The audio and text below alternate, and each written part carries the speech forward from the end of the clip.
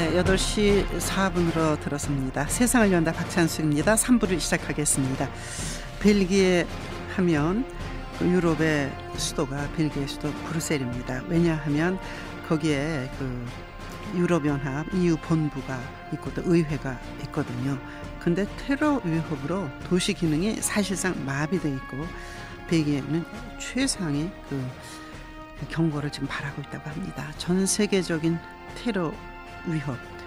전옥현 서울대학교 국제대학원 초빙 교수를 만나겠습니다. 안녕하십니까? 네네, 안녕하십니까? 네, 프랑스 파리 연쇄 테러에 이어서 서아프리카 말리 수도 바마코에 있는 고급 호텔 테러.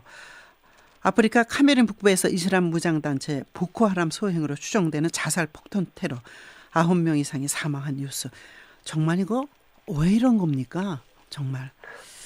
예, 아주 요즘 테러가 아주 전 세계적으로 네. 동시다발적으로 거의 일어나기 때문에 네. 상당히 이제 걱정이 많은데요. 네. 제가 보기에는 이미 한 20여 년 전에 네. 정치 이론 쪽으로 보면 이제 사뮤엘 헌팅턴 교수가 문명의 충돌이라는 책자를 내면서 네. 이런 이슬람 제국 문명과 그다음에 서구 문명의 충돌을 얘기했거든요. 네. 그런 것이 일종의 이제 사상적 바탕이 됐다. 네.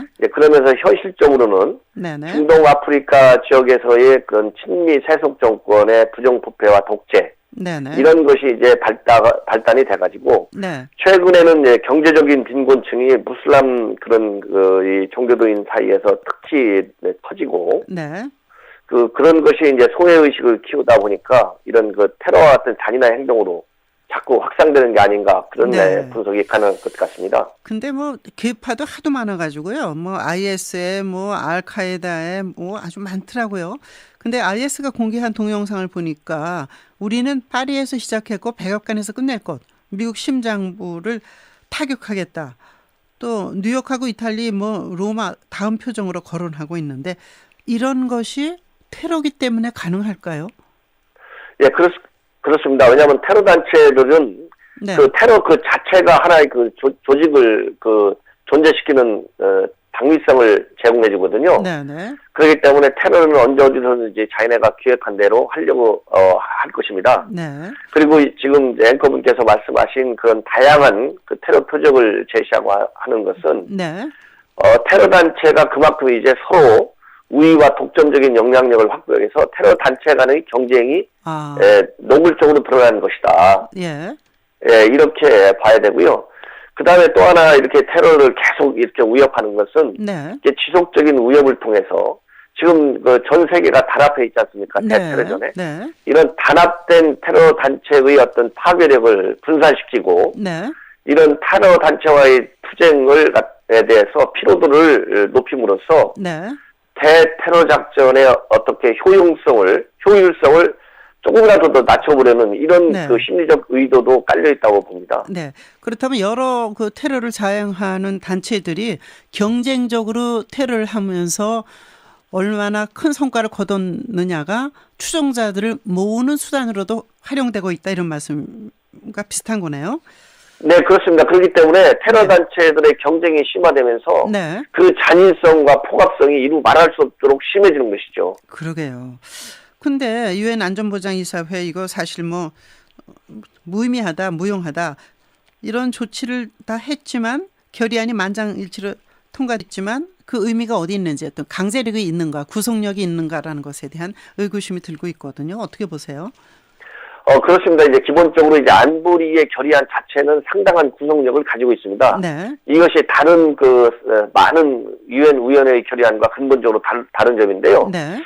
이번 테러 단체에 대한 대테러 네. 이 결의안이 나름대로 국제사회가 연대를 해서 어느 한 나라도 예외 없이 모든 나라들이 연대를 해서 IS에 대한 자금원과 또 이 자국민들이 IS 요원으로 포섭되는 것을 막자 네. 이런 정치적인 노력을 촉구하는 데는 상당한 의미가 있는데요. 네. 앵커분께서도 말씀하셨다시피 가장 중요한 단점 중에 하나는 네네. 이 안보리의 지금 현재 이 대테러 작전에서의 가장 중요한 역할이라고 하면 상당한 수준의 어떤 군사적인 작전을 강제해야 되거든요. 네. 근데 안보리가 군사작전을 강조하려면 유엔 헌장 7조를 근거로 해서 네. 군사작전을 하자 이렇게 촉구해야 되는데 아하, 네. 그 유엔 헌장 7장을 근거로 하는 군사작전에 대해서는 전혀 언급이 없습니다. 네. 이것이 하나의 큰 맹점이 되고 있다. 저는 아하. 그렇게 봅니다. 왜 그러면 프랑스가 이거 안보리 결의안을 제출할 때 7조를 원형해서 하지 않았을까요? 왜 그러냐면은 이제 안보리에는 이제 15개 국가가 있거든요. 5개의 상임이사국과 10개의 비상임이사국이 네. 있는데 네. 그런 특히 비상임이사국 중에는 이슬람 제국과 연관되어 있는 아하. 그런 이제 그러니까 테러와 연관되어 있다는 것이 아니고 네네, 이슬람 제국과 외교적으로 우호관계 있는 국가들도 있어요. 네. 그렇기 때문에 찬반 양론이 분배되고 그러다 보면 결의안이 통과되지 않을 수도 있기 때문에 네. 1차적으로 결의안 통과가 손쉬운 예. 측면에서 이런 그 군사 조치를 배제시켰다 이렇게 해석이 가능합니다. 네. 그 우리가 이제 분단된 나라이기 때문에 결국은 섬처럼 고립돼 있는 거지 않습니까? 네. 비행기를 타고 우리나라에 오는 게 가능하고 배를 타고 오는 것만 가능한데 육로로는 다른 나라에서 우리가 어렵기 때문에 어떤 면에서는 테러로부터는 좀 안전한 거 아닌가 이런 생각도 얼핏 해보긴 했어요. 유럽처럼 땅이 서로 붙어 있지는 않기 때문에. 그런데 우리가 62개 무슨 십자군국에 포함돼서 테러로부터 안전하지 않다는 거 아닙니까? 네, 그렇습니다. 네. 네, 과거에 불과 이제 몇 년 전까지만 해도 네. 이 국제사에서 한국은 지금 말씀하신 그런 여러 가지 이유로 해서 네. 테러 청정국이다. 이런 공식적인 평가를 받기까지 한 아주 좋은 나라였습니다. 네. 그런데 이제 최근에 우리 네. 국가정보원에서 발표한 그 객관적인 그런 팩트를 바탕으로 종합 판단한 거에 의하면 네. 이미 우리 국내에서도 IS 요원이 되기 위해서 네. 출국까지 하려고 하다가 적발당한 경우도 있고요. 네. 그 다음에 IS 또는 다른 테러단체, 특히 알카에다와 같은 테러단체와도 연계가 돼가지고 네. 비밀에 잠입을 해서 폭발물을 제조한다거나 아니면은 네네. 상당한 테러 자금으로 의심되는 그런 금융 거래를 한 정황이 포착된 사례가 여러 차례 있습니다, 이미. 아, 네. 그렇기 때문에 이제 테러 청정국은 절대 아니다. 네. 절대 아니고 그 십자군 동맹에 포함된 62개 국가에 한국을 IS가 적시까지 했습니다. 네네. 그렇기 때문에 국내에서의 테러는 물론이고 네. 옛날에 그 아프간 테러 인질 테러 사건과 같이 우리 네. 국민들이 해외에서도 네. 테러 단체의 표적이 될 수 있다는 것을 우리 국민과 예. 정치권이 명심하고 관련 대책을 빨리 예. 강구해야 된다고 생각합니다. 그 관련 대책에 뭐 법적인 뭐 정비도 필요할 거고 뭐 여러 가지가 있을 텐데요. 어떤 게 있는지 네. 말씀해 주십시오.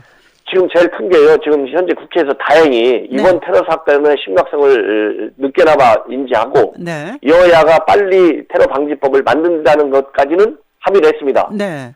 그럼에도 불구하고 다시 과연 국가정보원이 통합 그 테러 대테러 작전에 예. 역할을 해야 되느냐 마느냐 갖고 또 탁상 공론을 벌이고 있는데요. 네. 아직도 정치권이 반성을 하지 못하고 있다 이런 말씀을 드리고 싶고 네. 그리고 지금 현재 국회에 계류되어 있는 여러 가지 테러법도 중요하지 대테러법도 중요하지만요. 네. 더 중요한 것은 테러 단체들이 우리 국내에서든 해외에서든 이런 첨단 이 디지털 기기를 많이 이용하고 있어요. 네. 네. 특히 스마트폰 같은 것도 그중에 대표적인 사례인데요. 네. 대한민국에서 현재 국회에 계류되어 있는 대테러법만 가지고는 안 되고 예. 통신비밀보호법을 빨리 개정해가지고 네네. 스마트폰을 이용해서 테러 요원들이 국내에서 예. 이 통신수단으로 활용하는 것까지 막아야 된다. 예. 예. 이런 거를 강조하고 싶습니다. 예.